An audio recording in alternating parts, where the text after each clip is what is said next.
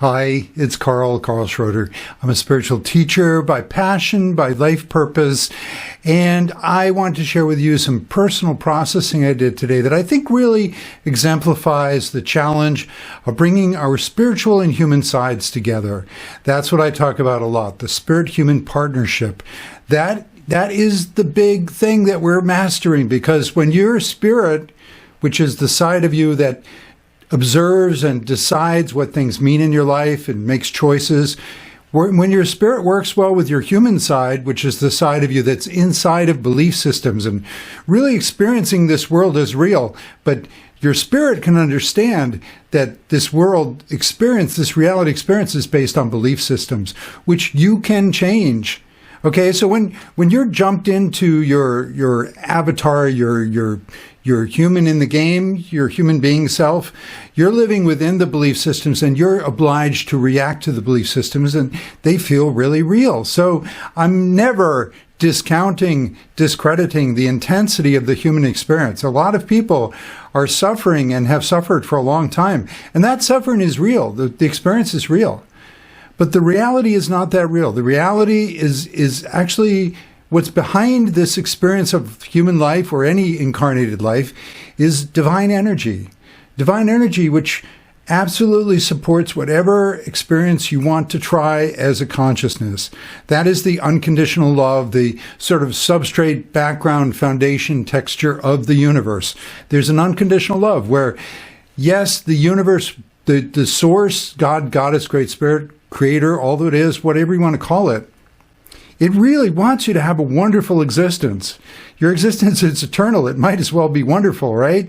So the universe wants you to have a wonderful experience and wants you to understand how elegantly and beautifully the universe really works.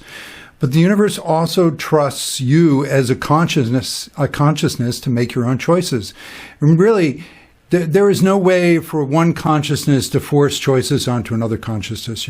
We humans currently on Earth, we do a lot of effort. We go to great lengths to try to coerce and convince each other.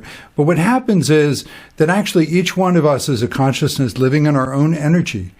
And for anyone to be a victim, for example, to be a victim of some other consciousness that's playing a bully, the victim has to have an internal bully, those inner critics, right? The false negative beliefs that really beat us up.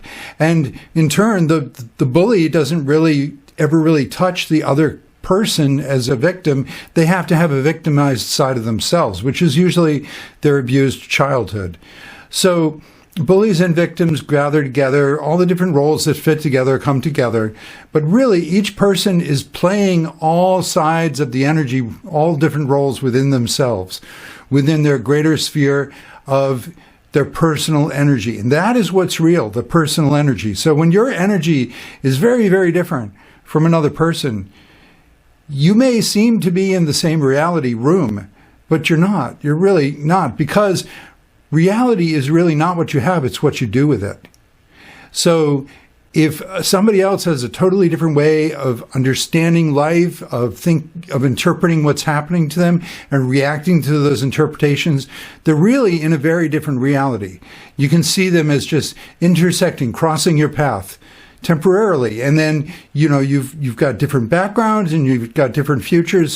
So recently I made a video that I was really proud of. It kind of just suddenly came to me on the summer solstice, the first day of summer 2025, and it just flowed. And I'm learning to channel my soul. Your soul is your true self. Your soul is the universe that you are, expressing, finding its best expression, its most loving, kind, creative, generous, happy, delighted, fun expression through the being that you are. So you are the universe in the form of you, and everyone else is too. And so people cross paths, and it's really vital. I talked a lot about it in this other video called, what did I call it? The truth doesn't hurt. The truth doesn't hurt. That phrase just came to me. I let a lot of things just come to me. You know, when you're inspired, when you're in a flow, some people are very conscious of channeling another part of their soul or another being. I feel that I'm channeling my own soul, the true me, the real me. And it brings me great joy. It brings me great delight to understand the universe and share those understandings, those secrets. So yeah, the big secret is that we're not all in the same reality. We're each in our own consciousness. We're each in our own energy system of all the possible roles, of all the possible interactions within ourselves. We make belief choices. We make choices and we act on those choices to anchor them, to ground them. The choices for how we're going to deal with different situations, such as the option to hurt someone or to help them. Now, to help someone is to love, and to hurt them is, well, that's not love. But the universe will allow you to decide what kind of person you want to be and what kind of players you need for your little drama. And the universe will provide you players. And nobody is dominating anybody else. Nobody, even though you can feel dominated or dominating, even though you can feel highly influenced or influencing, everybody is really simultaneously in the same space of making parallel decisions. We are each doing things to ourselves and then lining up in synchronizing with other people. So then we can point the finger of blame and say, you did that to me, you talked me into that, etc. But no, if the whole point of the ascension process, the awakening on planet Earth and anywhere, the awakening is that you begin to realize there's a deeper level of consciousness at which I am making all the choices. And it's not actually buried unconsciously. People talk a lot about the unconscious mind, the subconscious mind, as if they were like, ooh, some spooky places that were pre-programmed by your parents and whatever, and you got to find out what's in there before it kills you. No, actually, it's your conscious choices that are always running the show. You're not conscious of how conscious choices are running the show. But, you know, when somebody is furious and wishes someone dead, that is a bad energy. It's not directly going into killing that person as they might fantasize in their negative ego. The negative ego is your survival personality that's trying to get by, you know, find the best way to dominate in the negative false beliefs, the beliefs that don't really tell you how loving and kind and wonderful the universe is. But so, yeah, it's all the conscious thoughts. That's what's creating reality. So when you think something ugly, that is going into your energy system, your bathtub, as it were, of energy, your ball. I talked about this. Everybody's basically floating around in a sea of the source of the God, goddess, all that is, floating around in your own energy bubble, seeing other energy bubbles come into and out of play, depending on what kind of energies you're running in your personal bubble. But it's always your energy. So I made this great video, and first it was an essay, and then I thought, wow, I'd like to make this into a video, and then so the next day, and I talked about this process, and what I'm doing is I'm sharing more and more how challenging it is to bring the spirit and human together. So in the spirit, you can really flow with your inspirations. If you have a lot of negative beliefs, you know, such as that the world is an awful place, there's nobody helping you, there's no God, there's no justice, there's no love, just dominate. Well, you're going to be a highly reactive, rather survival-oriented, you know, merciless kind of human being. And in your spirit moments, everybody has spirit moments, and that's when we step back and we sort of reflect on what's going on, and we decide what to try next. Some people are really scheming nasty in their spiritual moments, in their, you know, so everybody has a spirituality. It's your relationship to the love that is really what's running the universe. And everybody has a relationship to that source, and some people's relationship is just a lot more rocky than others. But so my point is that we're all designing our own life. And I wrote this essay that I really liked, and the next day I read it. And the big challenge is you go in and out of these wonderful energies, the energies that come from aligning with different consciousnesses. That's what consciousness does. You are a perspective on the universe, and you can share the perspectives of someone else. You can kind of overlay your consciousness, your point of awareness, into someone else's choices and position. But you'll always be you. You'll only see from their position. So when you align your consciousness with higher beings, you're like, oh my God, this world could be so wonderful. You're filled with love and gratitude and compassion and appreciation for people. And when you're aligned with your false negative beliefs that say this is a terrible place and you've got to dominate or be dominated, as I said, you get really reactive. So when I align with my higher being, with my soul, my higher self, your higher self is like a very practical, hand-holding, guide you through the process of discovering your true being, while your soul is more of a feminine, encompassing, embracing energy. So your higher self is a more masculine doing energy. Your soul is a more feminine, embracing energy. And that you're masculine and feminine, you understand, those are being and doing kind of energies that has nothing to do with male or female. Every male and female has to have both being and doing energies. So my point is, the next day after I wrote this wonderful flow essay, I just wasn't in the same energy. And I read it and I'm like, oh, wow, yeah, this is really good. I don't think anybody else is going to get it. But that was a projection. See, I get into my insecurity and I think that I don't fit in. Nobody else will want what I have to offer. Nobody else will be interested in what I find so interesting. It's really a denial, a pushing away of how I'm in a different energy state and I'm having a harder time as a human being appreciating my own flow from the day before. And this is what would often happen when I give these inspired talks every Sunday. I run a lot of groups, have been doing so for years, and I'll be in an amazing flow, just like channeling my soul, but it feels like me just in a great flow. And then afterward I'll crash. Why am I crashing? It's because it's the challenge of integrating all those higher amazing energies into the daily human experience. So I read my flow essay for the first day of summer 2025, and I had thought I'm going to film it, and then I was like, I don't feel confident now. And then my higher self was guiding me, well, just speak from your experience. So I did, and then I made this video, not this video, the previous one I'm saying, called The Truth Doesn't Hurt.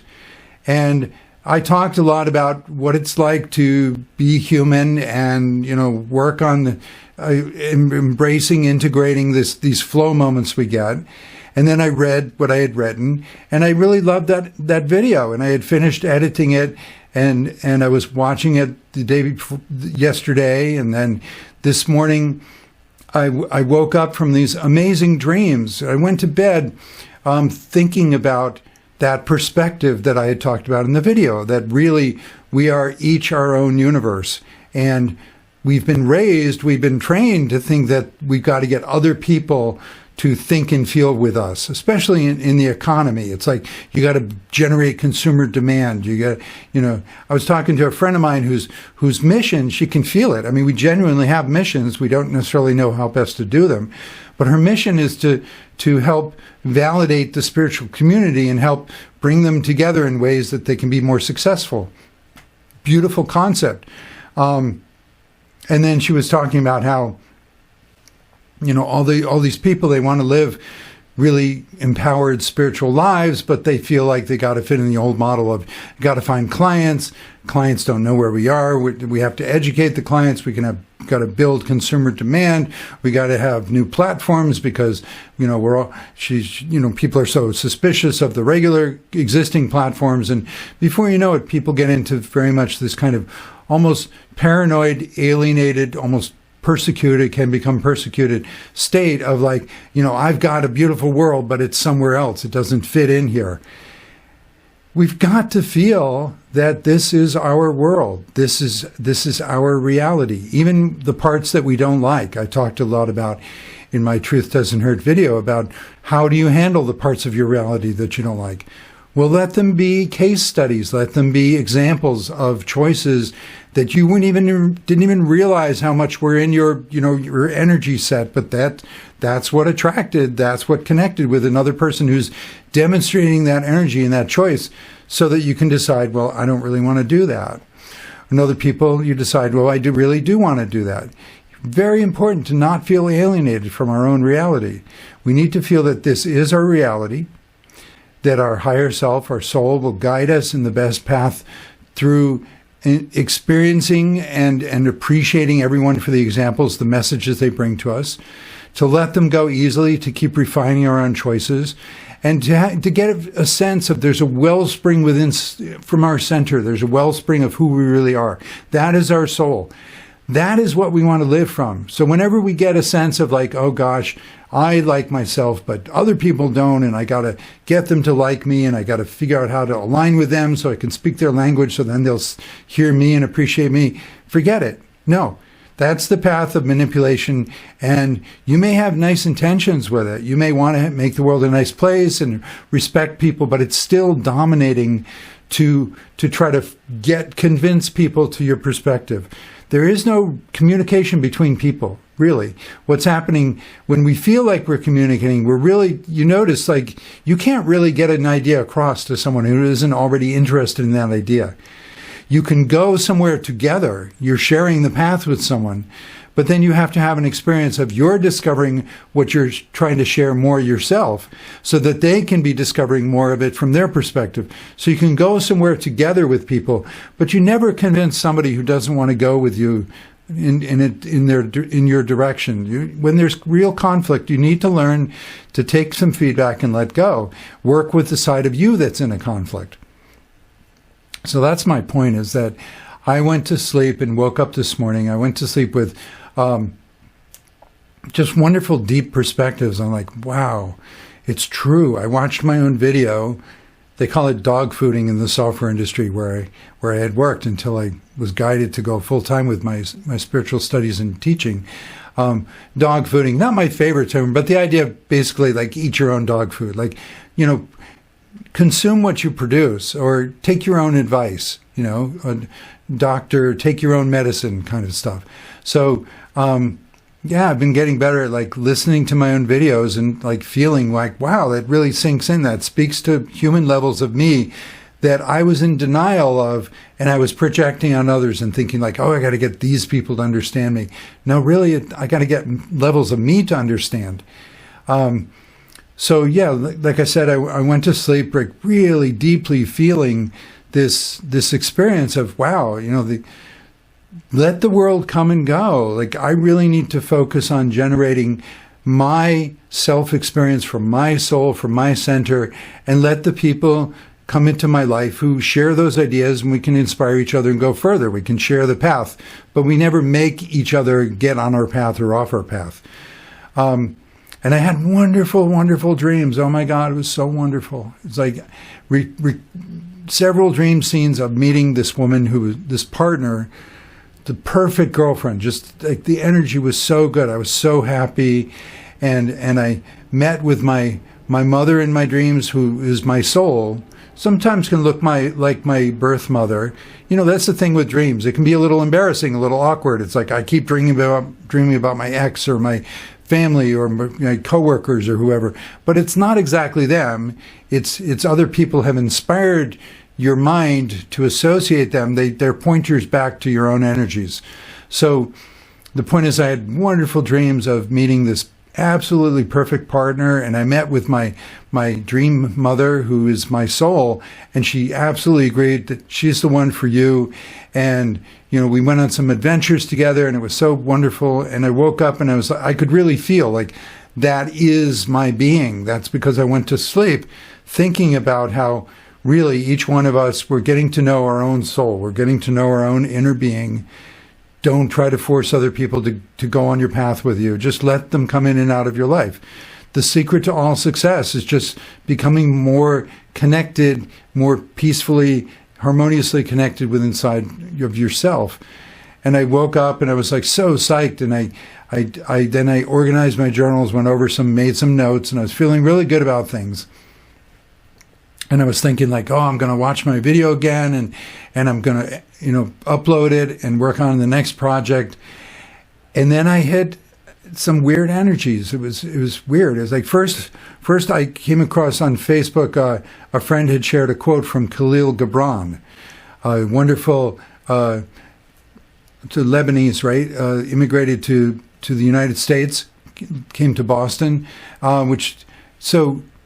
he's actually the reincarnation of Rumi. Many people know of Rumi, and a Persian spiritual poet, fantastic. Well, Khalil Gibran is 20th century, and he has more prose stories than poetry like Rumi, but really profound stuff and really like impactful, intense quotes and ideas and phrases. So this quote from Khalil Gibran, he said, God said, love your enemy. So I obeyed God and I loved myself. It's like, that just really touched me. It touches me now. It's like the enemy within. Find the part of ourselves that is at odds with us, in conflict, in self-conflict. That's the enemy that we can talk to, that we can reach to. Don't try to build bridges and convince and convert enemies out there, but the enemies within. Love those enemies. I mean, love all enemies in the sense of sending blessings to people, but you can really work with the parts of yourself that are in conflict. But because people don't know how to work with the parts of themselves that are in conflict, that's why they project onto other people and get locked into these ego battles with other people. So that was my first clue. I love that quote from Khalil Gibran. Yeah, the part of myself that is my enemy. And then I came across some quotes another friend sent from Rudolf Steiner, really wonderful German spiritual mystic philosopher, 20th century as well. And some of those quotes rubbed me the wrong way. They were along the lines of like kind of self-sacrifice, putting aside yourself. You got to merge with another person's soul. You got to forget your feelings and thoughts. Get to know what they're thinking and feeling. Don't serve yourself. You got to serve others, or else your life is worthless. I'm exaggerating a little bit, but that's kind of what he said, and that's how I was taking it. And the next thing I knew, I was really depressed. This is the point. How do you handle when your energy is so good, and then you've run into a part of yourself that is at odds with yourself, and now it sucks the life energy out of you? I mean, when you feel energized, that is your soul energy coming through. And when you get depressed or in some sort of conflict state, you've got to find the false beliefs that are separating you from you. What happens when you get into conflicted belief states, a part of you that buys into that is trying to make that work. It's a paradigm that doesn't work. The universe doesn't work that way, but a part of you is invested trying to make it work that way. And all that happens is that you become conflicted and fragmented inside. And it shows up as conflicted energy. And if you're honest and you're not interested in trying to dominate other people, you just experience those conflict states as some kind of ambivalence. Like, gosh, I'd really like to work on my inspired moments, these moments of flow and inspiration I get. But then when you try to follow through, what's happening? All this ambivalence is coming up. And people experience procrastination, and people experience self-sabotage and different kinds of anxiety and distractions and addictions and what's going on. Well, in every case, there's some part of you that is trying to make something work that won't work, a false concept of how the universe works, a false paradigm, a false belief. And if you're a person who just is, like many people have, just given up on love, love makes you vulnerable, you'll get attacked. You got to be tough, you got to be mean. That's how I was raised. That's how you get things done. Well, then you can take the conflict energy of parts of yourself that are fragmented and at odds with yourself. You can turn that into all kinds of like paranoia and rage and blame, and you can attack other people, and you can go on these tangents of feeling jazzed up, juiced up. But it's not a healthy energy. You can anytime you want, you can step back and say, like, I'm being a monster. I don't really like this. I'm spoiling my own environment, my own bubble, my bathtub. People who think that they are dominating and they're on top, and all these people are stupid victims. That's their own energy. Whenever they, well, certainly in the afterlife, they're going to have to own all that. So a lot of times what happens is on the spiritual path, you find like, oh my God, I've got this source of inspiration in myself, my soul, and I want to find my purpose, and I'm remembering my childhood dreams and my talents and my, things that I was personally interested in. It's very subjective. The universe is a very subjective, delighting, energizing, invigorating, inspiring place. So it's all very personal. It's very, very personal. So you start remembering these childhood dreams, and then you find that your friends and family don't support it, so you go through phases of feeling betrayed. The hardest problem is when you get to the deeper levels, the foundational belief systems of how does life even work, and you think, well, I got to get other people on board with me. I got to fit in with them.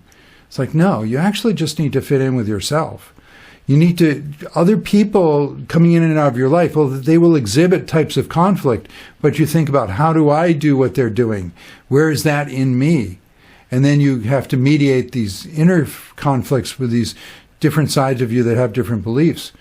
So here it was, had fantastic dreams of connecting with my soul, with my purpose, experiencing that as this amazing, perfect partner self, and this video that I've made, and I feel like I'm on a new flow, but I've run into depression. What the heck's going on here? So I did what I call the 20-minute emotion meditation. I've talked about this elsewhere. Set aside 20 minutes. I just like getting into it, just feeling it. Just give yourself permission to feel it, to fall apart, to go into it. Don't worry, you won't die. You may feel like you're going to die. You've got a lot of beliefs that'll say you're going to die, you're going to die. You'll go crazy if you get that angry. You'll become depressed and you'll never come back if you get that depressed. No, give yourself a break. Okay, it's way too hard to pretend you're not sad when you're sad, or you're not angry when you're angry, or you're not afraid when you're afraid. Just be who you are. Be where you are. So yeah, I did a 20-minute emotion meditation, the thoughts, the feelings of this is, I'm so depressed. I lost all my energy. What the heck happened here? And it started coming to me. I started feeling into it. And with the emotion meditations, the basic idea is, in the beginning, I've gotten really good at them, so I kind of move through the process. But in the beginning, you'll just squeeze out an emotion for 20 minutes. Some emotional state, some state of being. It's got thoughts and feelings and memories and everything that go with it. But feel it safely, expressing it to yourself. You're not venting it, going crazy in the outside world. You're not confessing it, showing it vulnerably to people you don't trust. I remember years ago I had a therapist in my 20s. Yeah, I told her so many things, and then one day she just really turned on me, and I had brought in my wife at the time. We were going through a lot of problems, so that's actually in my 30s. So, and she just sided with my wife and said, yeah, Carl's really messed up. He's been telling me this stuff for years. That really, and I couldn't believe it. Oh my God! So people can really betray you, but don't betray yourself, and then it won't matter so much. Stay true to yourself. So, I'm doing this emotion meditation, feeling this depression, and I started getting it. I started feeling it. It's like, as much as I'm talking this wonderful theory about where we're all our own energy bubbles, and reach into your center, bring out your soul, keep exploring yourself. You don't have to make the outside world work. It will come to you. The problems will drop away as you solve the problems in you. And new solutions, new opportunities will come to you naturally. You don't have to make anything work out there. Just keep working on yourself. And there was a level where I didn't believe it. It was really hard to face. It was it was a feeling of really being a failure. It was a feeling of I know that this is the most exciting part of Carl, that he's so excited to talk about this spiritual stuff, but it's not true. I don't believe it. Everybody just exploring their own feelings, their own desires. You're all going to get a world of greedy, selfish people. You got to do more of the things that Rudolf Steiner was saying in those quotes. He was saying, you got to sacrifice yourself, put yourself aside, do more to reach to other people, listen to other people, validate them, serve them, all this stuff. And I realized, God, if this is why at times you can feel like not just a failure, but you feel imposter syndrome, right? It's because a part of you is on one side of a belief and another part is on the other side, and you feel like a fake as you kind of go back and forth, but you're not really totally feeling it or not able to stay in your own energy. So I was able to get to a deeper level of gosh, there really are parts of me that are so still so invested. I cannot believe that just pursuing my own dreams, my own desires would work. I have to keep talking to people who disagree with me, who argue with me, with my dog barking in the background there. He comes out at opportune, significant moments. Anyway, so, I just had to be with that side of myself. And it was really kind of distressing and sad to realize, like, after all these years and all the spiritual growth I've done and how many times I've been in a flow with my higher self and soul and been so excited, so energized. You can't fake the energy. When you're in good energy, like that's what's real. And here I am depressed and I feel horrible, which shows that something's not right. But I just can't stop thinking about, like, the way I was raised. I mean, my mom, sweet woman, but she basically thought you needed to like everyone, to get along with everyone. And I've spent a lot of my life trying to, like, meet people where they are and feel their feelings. And you can become this empathic victim, right? You just kind of fall into people's stuff. And so many times I've gotten so, like, dissociated and depersonalized, like numb, and lost myself because I was so busy trying to connect with another person. And they didn't care. Like, they didn't care that I was making all this effort to reach out to them. I'm trying to get them to, like, see and feel things from my inspired point of view. But the very act of jumping into their energy, I lose my inspired point of view. So, I really had to admit that I had this level of still a part of me believing, like, not only is it not true that we should all just pursue our own soul and then the world would work, but that makes us, that's the wrong thing to do. That makes us selfish. And then I just went into, like, this kind of spiral of, like, all the ways in which I'm selfish and so on. And then I started to pull myself out of it. I just asked for my soul family, like the family of all yourselves, your future self, your higher self, your soul. Ask them for their help. And just, like, I started to slowly come back. But you know how I came back? I said to myself I would make a video about this experience. Oh, let me interrupt myself a bit here. I remembered more later. Yes, I wanted to make this video as part of my healing process, but more specifically, and this is really important to address, the use of anger. Anger is an emotion that can help you break away from the false negative belief systems. So there I was, had a really great morning, went straight into depression. Why the heck did I do that? Because of a self. I was able to do my emotion meditation, get in touch with this self who just wasn't believing my own spiritual excitement, my own spiritual passion to teach that everyone is their own universe. To them, it sounded like selfishness to say everyone should just do what they feel like. That's not what it's about, however, so I had to spend time with that self, get to know them, and I recognize them. When you have inner conflict from years of resistance, ambivalence to your own dream goals, when you find that your passion leads you in directions that your old selves just can't get on board with, so you have this inner conflict, and you don't want to play out the inner conflict in the outer world. That's what too many people do.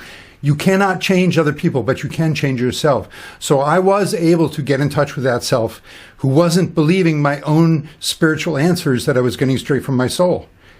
It was a minister, it was a priest, it was a past life self who I've wrestled with many times, in fact. Really recognized this self from dreams, from meditations, from my own childhood.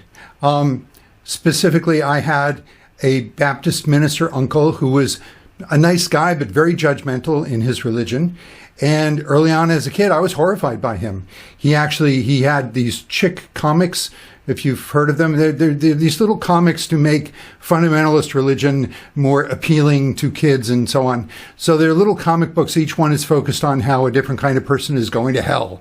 The creationists are going to hell. The Buddhists are going to hell. The socialists are going to hell. And I was just horrified by these comics. But I was also kind of horrified by my uncle. So he would like give them to me and I'd say, oh yeah, thanks. I kept them as a collection of evidence of just how messed up he was. And it's funny because later in my life, that was when I was a kid. Later in my life, in my 30s, I started remembering past lives. Nobody wanted to listen to me except this uncle, this minister, who was like resonating with my alter ego, the minister that I want to be, but I want to be one who speaks of how the universe works to really love everyone.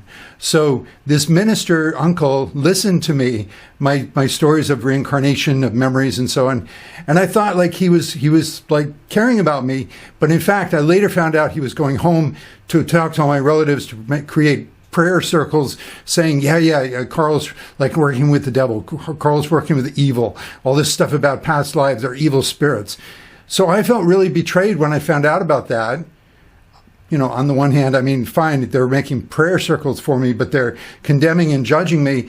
So I felt betrayed for a long time. But then I later remembered, really just recently, that, oh yeah, he's just doing what I did to him when I was a kid.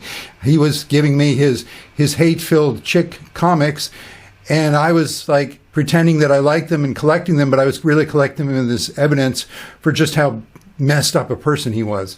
For one thing, I mean, one of the comics was about teachers who teach creationism. I mean, not creationism, devolution. Evolution, the evolution teachers are going to hell. Well, my mother was a second grade teacher who was really into evolution and nature. So my mother's not going to hell. My uncle's got a problem. It's funny, I said creationist earlier. Yeah, so in short, I got in touch with this minister self, and that was the reason why I suddenly got depressed. And he had to admit, you know, you visualize the self and you're talking to them.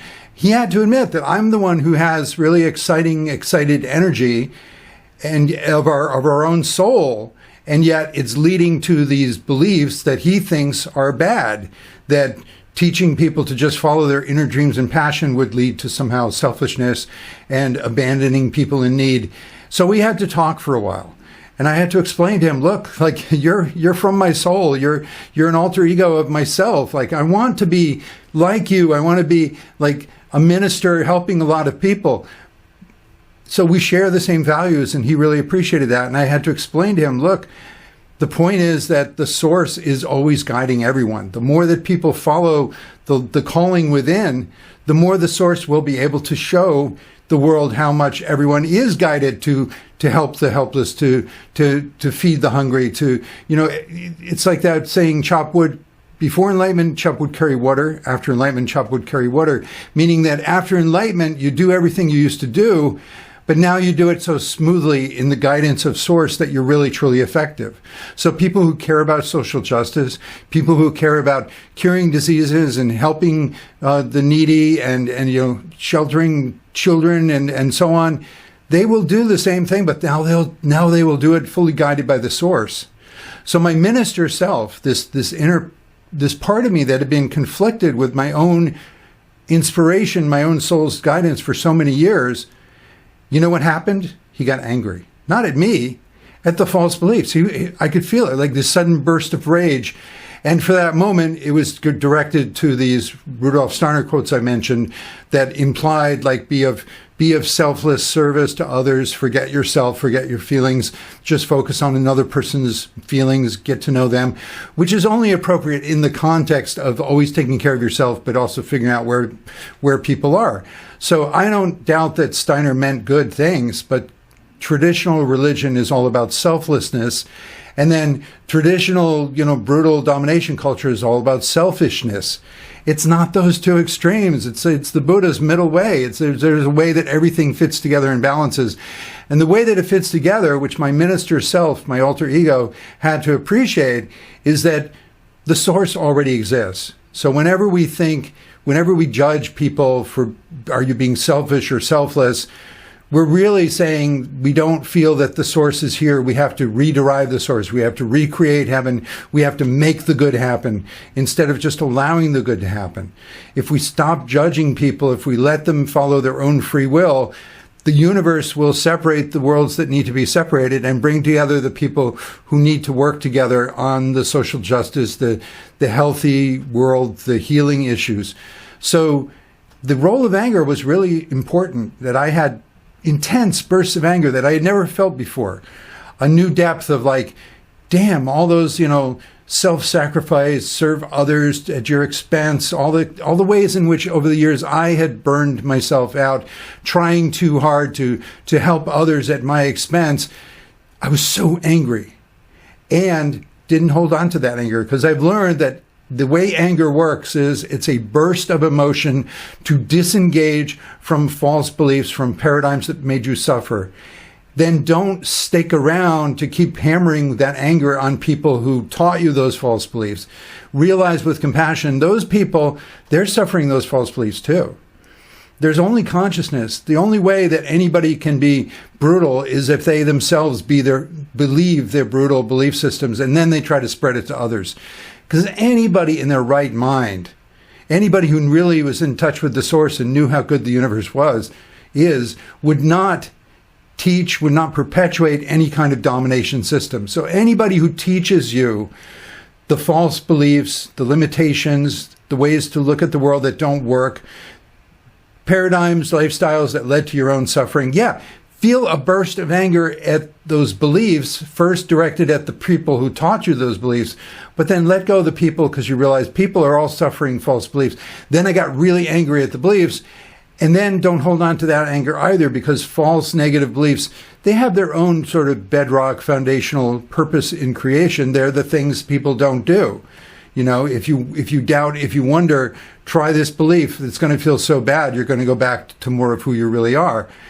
No, anger is meant to be very short-term, very specific, disconnects you from the things that aren't right for you, then get back to what's right for you. So that there was a deeper level at which my inner minister, who was steeped in the old sacrifice kind of serve others at your expense methodology, he and I aligned. He understood. He realized, right, that's why modern Carl, is so excited and passionate, because this is really coming from the soul. The source is there. The source will guide everyone to take care of everything if they just get off the false beliefs that make them think that the world doesn't work and they have to work extra hard and struggle and suffer to make justice happen, when justice will already be there.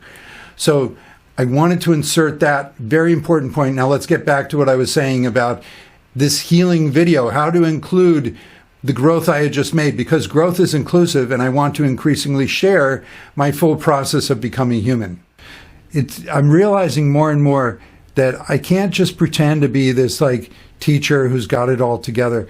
When I come down and I get lost in human stuff, trying to integrate it all, I need to get what excites me is to share more of that, because I know people are going through that.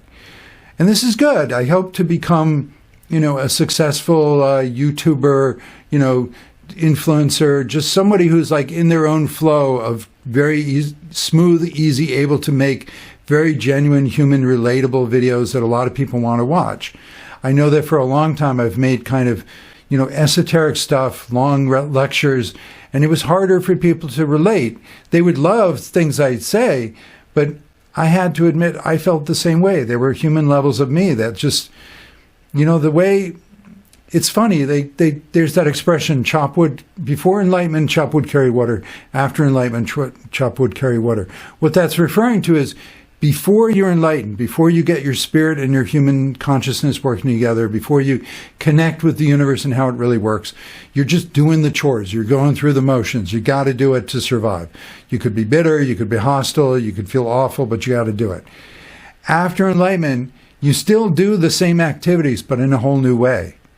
You now have an energy, you have an excitement, and you're doing it in a way with love. You realize that, wow, there's nothing inherently wrong with being human, all the things we've done, but to do them with love is a whole new level of integration, cooperation. That's how the world is going to work. That's how there's going to be peace, turn on a dime kind of healing, just the world can turn around very quickly, because we're doing the same things we used to do, but now we're doing them with love, all the way down in ourselves, integrating within ourselves, finding the levels of ambivalence in ourselves, finding where we were getting depressed, where we were getting into conflict, where we were, getting stressed out, thinking that we had to do the old system of convincing other people. No, don't convince other people. Find the parts of you that are that are at odds with your own vision, with your own passion, and find ways to reach to them, and you will find these false belief systems.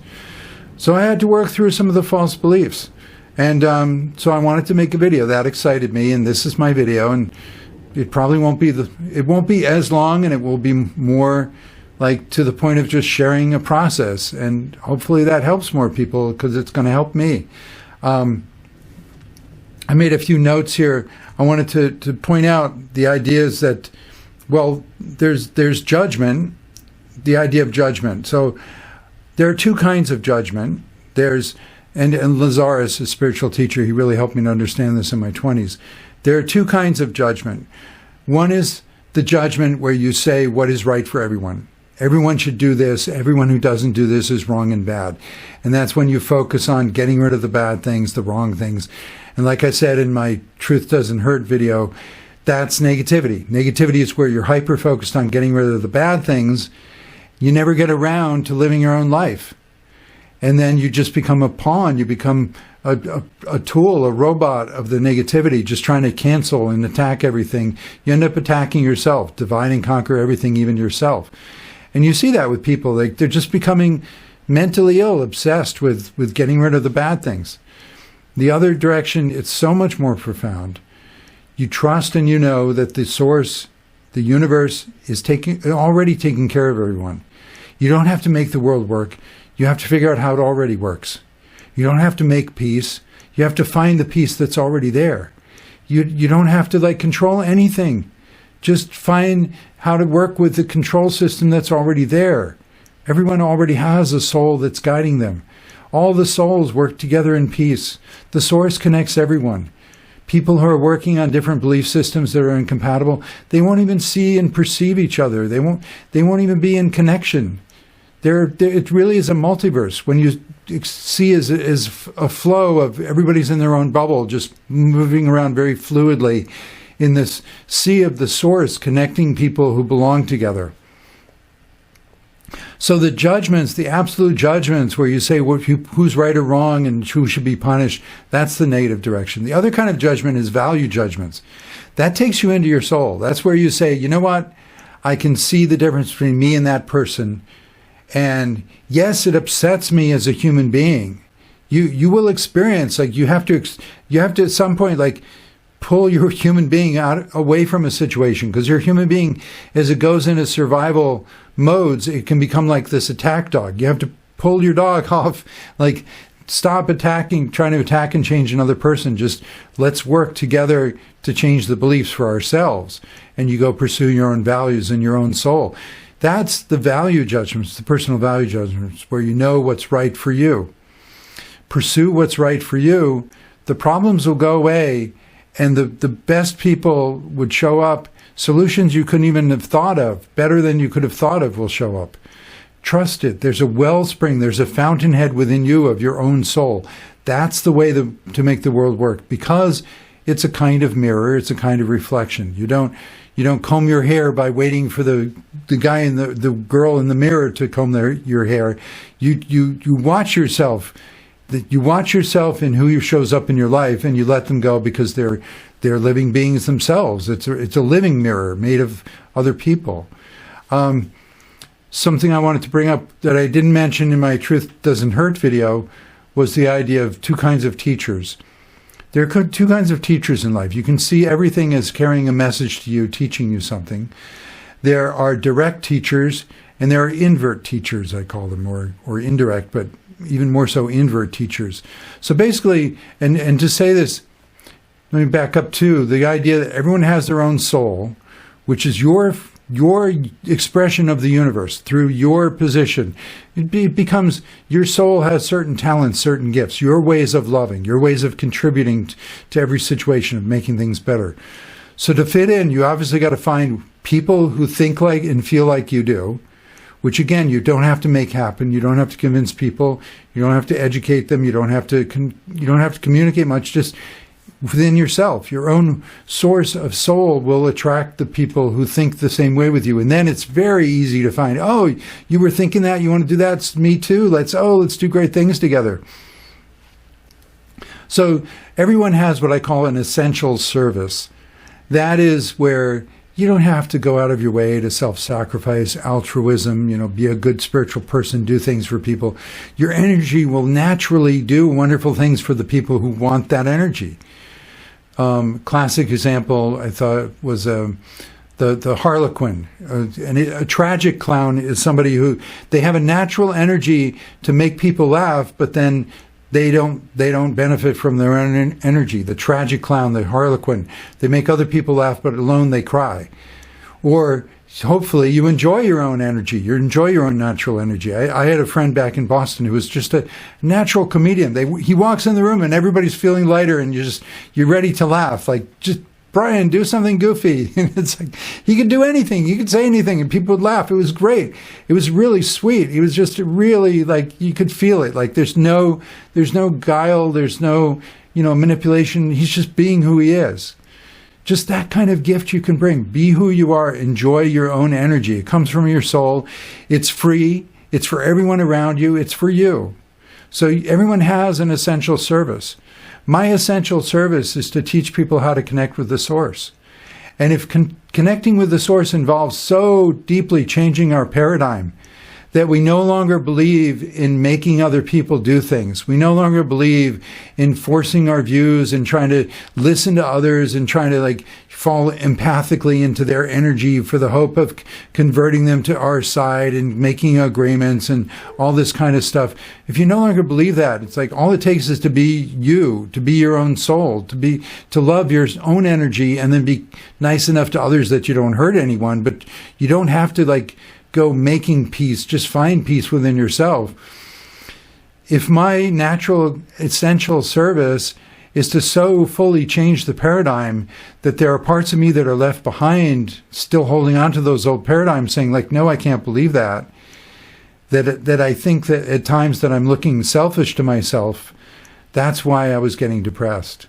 That's a horrible, horrible thing. When your own soul energy, when your own essential service, you're separated from believing it. You can't buy your own joy because your old beliefs, the way you were raised, says that's wrong, that's bad, that won't work, when in fact what doesn't work is those beliefs.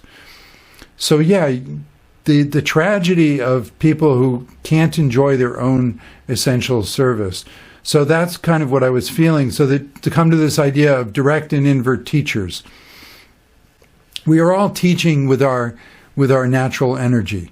My natural energy is to be very inquiring the deeper reasons why people are happy or not happy, how to connect with the source, how to connect with our soul and be on the path of eternal happiness, eternal joy, eternal growth. So I've always been a very deep kid. A lot of people would be annoyed at me, like, Carl, you keep asking questions we don't have answers for. Carl, why can't you just have fun?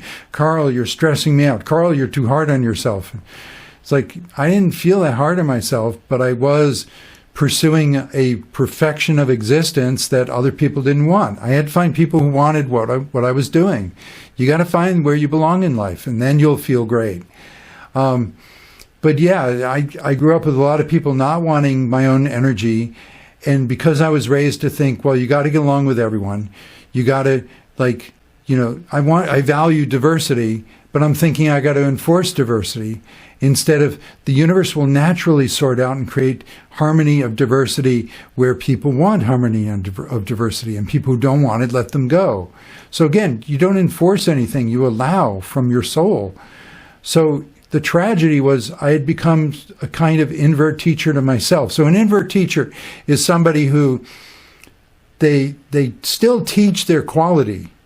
For example, I had a friend back in Boston. His essential service, his natural quality was leadership. And he was a very strong leader, but he was an invert teacher in the sense that he was kind of dominating. It's like he's the only right one. He couldn't teach you to trust yourself and be your own leader, because then you might disagree with him. He couldn't take it that. So if I disagree with him, he would kind of beat me down nicely enough, but yeah, and then people kind of would get sick of him after a while, and then some would fall away and some would stay with him. He was an invert teacher. So the thing with an invert teacher is you still learn the lesson they have to learn. You still learn the gift they have to share from their soul, from their essential service. But whereas a direct teacher would teach you say, leadership, like praising you, to helping you to trust yourself, showing you what it's like to be leading themselves, and they would give you positive feedback, and they would be happy, celebrate when you're ready to lead yourself and go off, and because they're always leading themselves. Whereas an invert teacher is relying on, like, no, I got to have people to follow me to keep me a leader. So I could feel like parts of me were not benefiting from my own energy. And in a sense, so with an invert teacher, you still learn the lesson just to get away from them. So my friend, who was kind of a bossy, dominating leadership teacher, you would have to learn leadership just to get away from him.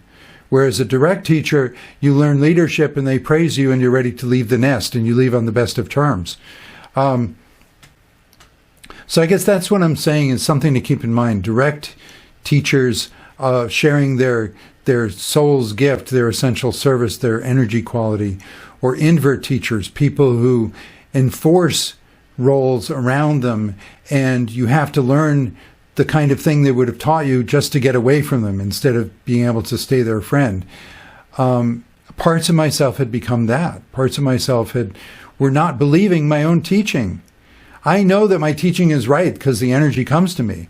It's true. We really need to let go of all these ideas of controlling and manipulating each other. You will naturally get a life that works if you work within yourself. And if life is not working, find where in yourself you have disagreements. So it was humbling to realize that.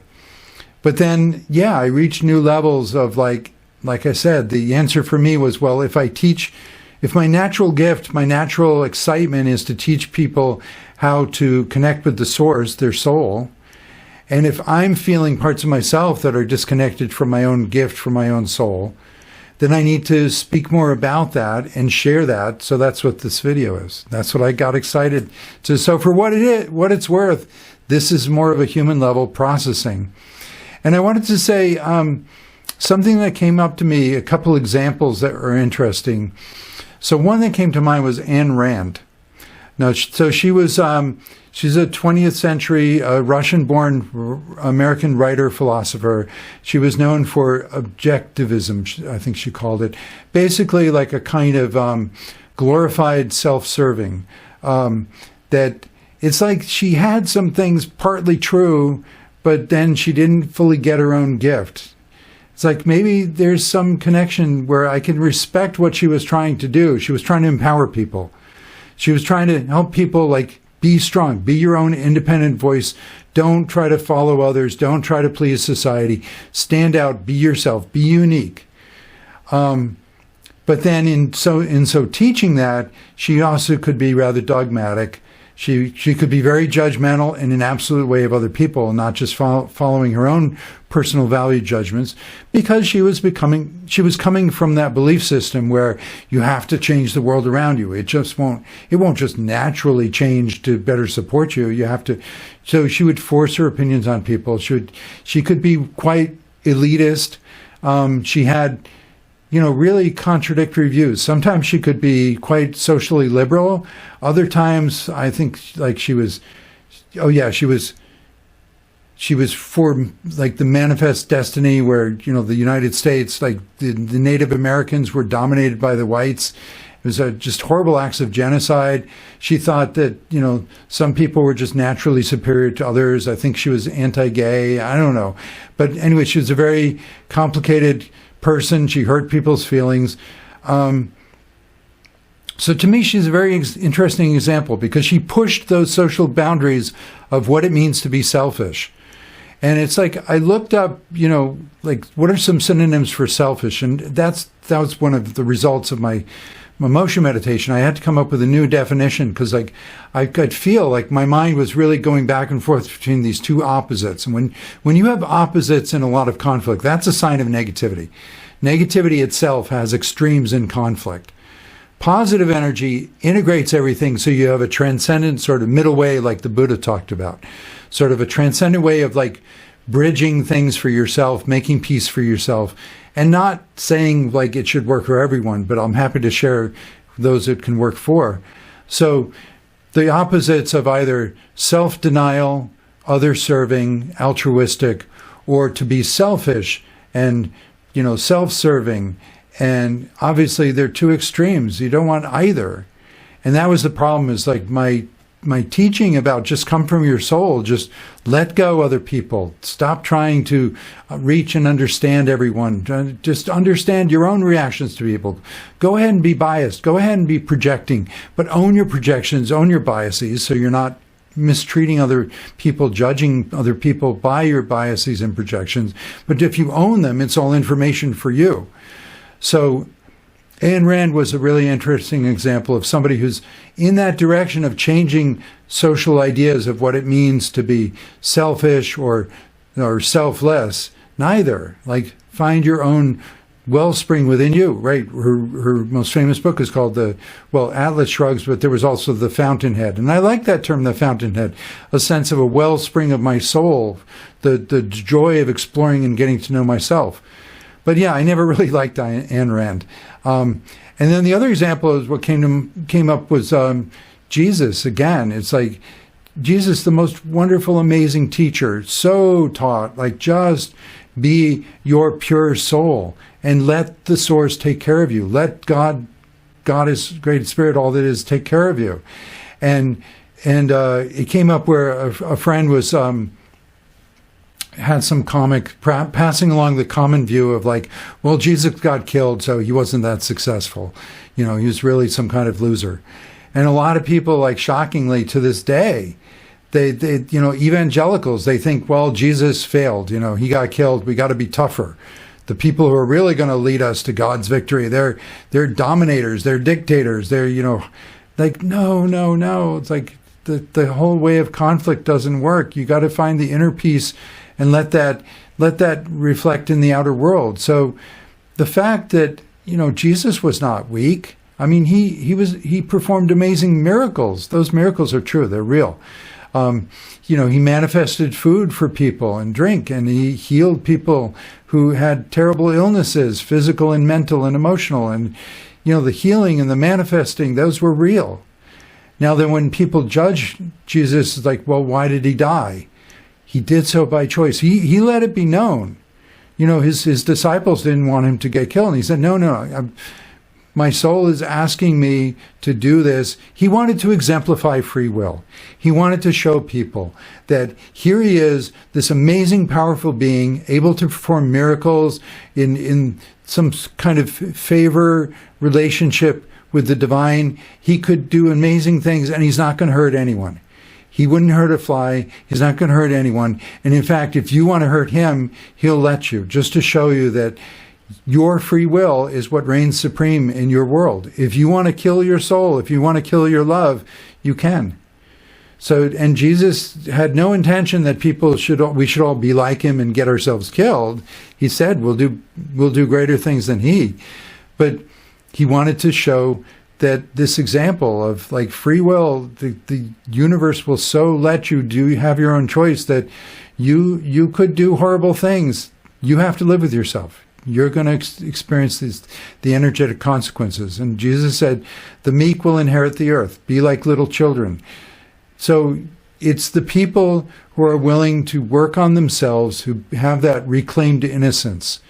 We all were innocent as children. We lost that innocence as we were abused and taught how to believe false beliefs and how to survive on them and become, little monsters. And I picture it sort of like jumping into our personal tanks. Like, we have these military tanks and just shoot first, ask questions later kind of approach to life. Just survivalism. That's the negativity, the negative ego. But yeah, Jesus came to mind. He really shows the way of just trust and bring up the source within you and just live from the goodness of who you are, and that will protect you. And we don't have to die. We don't have to be persecuted. Jesus was trying to show us that, and he really literally was resurrected. He really was. And I believe all these things, and I'm in touch with Jesus. We talk at times, time is all eternals. Time and space are illusions. The greatest beings, they all exist. You can tune into them, align your consciousness with them. So examples of how to go beyond the current like extreme models of like you're either selfish or you're altruistic. Selfish and I look up like self-love. Synonyms for selfishness include a lot of like which should be positive: self-loving, self-absorbed, self-contented, self-complacent, self-pleased, self-directed, self-opinionated, self-interested, self-involved, self-concerned, self-infatuated. Like, well, yeah, be in love with yourself. And all these synonyms, like the culture is so connecting negative qualities with what needs to be a positive quality of. So I had to come up with my own, what is the middle way? It's not about selfish to be more of your own soul and let go other people. I'm not going to try to understand people. I'm not going to try to bridge to people. I'm going to bridge to my own soul and be a kind, good person and let life bring to me the people that I need to work with. That's self-loving, self-caring, which would extend to others. I could be a direct teacher. I'm not going to boss anyone. I'm not going to force people into roles around me. I'm going to simply let the life be very self-selecting. It's a self-selecting experience. So the transcendent term I came up with was self-developing. That's what we want to be. We want to be self-developing. Explore your own soul. Develop yourself. Really loving yourself will be loving others because you are becoming a more functional part of the universe, expressing the gifts you have to give, your essential service, being a direct teacher, not judging other people absolutely, but having personal subjective value judgments that you can share. You can say to other people, like, if you value the things I value, I'm happy to share stories of how I got there, and you'll share stories with me. You'll find yourself very quickly where you belong to thrive. And you can let go of all of the cultural heritage of these conflicting tribes that you do not have to figure out how to understand or convince or convert or anything. Just let them go. Just be more of who you really are. That is the way to be safe. You'll be happy with yourself. And then the energy will keep flowing. So if you find yourself in a depressed, losing your energy state, just look for the parts of you that have become fragmented, that don't believe in your own soul, that don't believe in your own purpose, your own flow. It's a terrible thing to be divided against yourself, to have that ambivalence, to want to go into addictions and pain numbing. But no, stick with it. Find the parts of you that you need to call home. You will find ways. Your soul will guide you happily to find the inner peace rather than having to make peace outside. You don't make things work. You find the world that already works, the universe inside. Your soul will guide you. It's a beautiful eternity you have to live.